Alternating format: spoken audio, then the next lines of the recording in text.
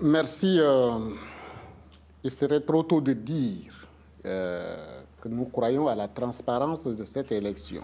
Malheureusement, nous avons eu le référendum qui a montré que nous ne sommes pas sur la voie de la transparence électorale. Puisque le peuple a boycotté, les résultats ont été en décalage avec les résultats des bureaux de vote. Là, nous allons à une présidentielle avec une nouvelle constitution, quelles que fussent les conditions de son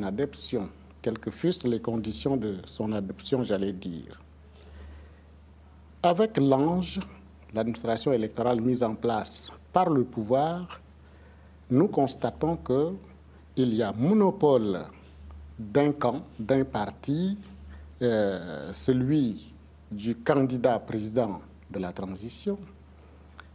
Les autres partis que nous sommes aujourd'hui en compétition, nous sommes exclus de toute l'administration électorale. Et donc, nous ne pouvons pas gager sur la transparence de ces élections dans laquelle nous sommes engagés, mais dans son organisation, nous en sommes exclus.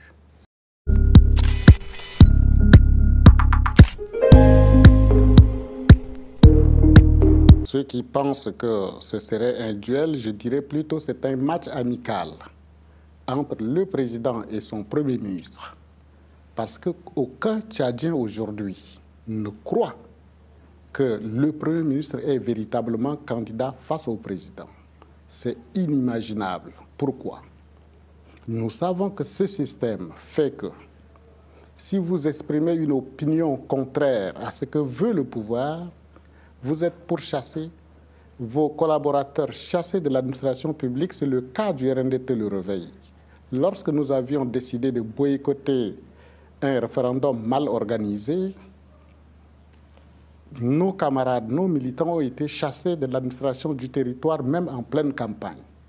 Personne ne peut croire qu'un Premier ministre soit candidat face au président en exercice et qu'il reste en poste. Même dans les grandes démocraties chez vous, c'est dans le cadre de la cohabitation que Mitterrand et Chirac ont pu aller en compétition ensemble, mais là, c'est parce que le Premier ministre n'était pas le choix du président, il était imposé par l'Assemblée nationale.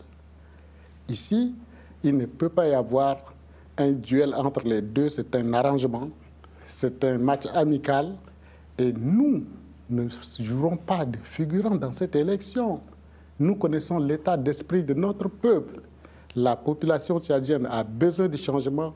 La population tchadienne vit aujourd'hui une vie de misère. Pour la première fois depuis des décennies, le Tchad ne produit que 30 mégawatts d'électricité et on vient de finir un ramadan sans électricité. Le peuple tchadien en a marre. Et donc, nous sommes en harmonie avec les attentes de notre peuple.